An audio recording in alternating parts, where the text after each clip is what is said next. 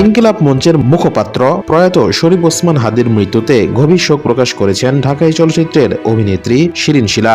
সম্প্রতি এক প্রতিক্রিয়ায় তিনি জানান, জীবনে আর কারো জন্য তিনি এভাবে কাঁদেননি।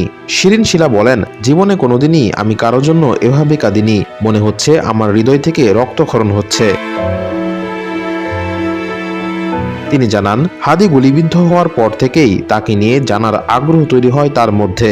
অভিনেত্রী ভাষ্য অনুযায়ী আগে শরীফ ওসমান হাদিকে খুব একটা চিনতেন না তিনি, তবে ঘটনার পর তাকে নিয়ে বিস্তর গবেষণা করেন।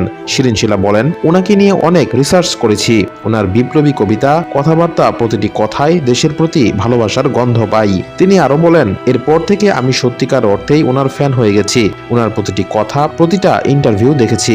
আমার মনে হয় না ওনার কোনো ভিডিও দেখা বাকি আছে।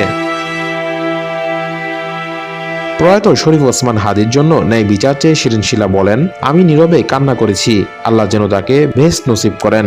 আমরা তাকে শহীদ হিসেবেই মানি। হাদির হত্যাকারীদের দৃষ্টান্তমূলক শাস্তির দাবি জানিয়ে তিনি বলেন, আমি চাই যারা তাকে খুন করেছে তাদের শাস্তি হোক। আল্লাহ যেন তাদের এই দুনিয়াতেই বিচার করেন।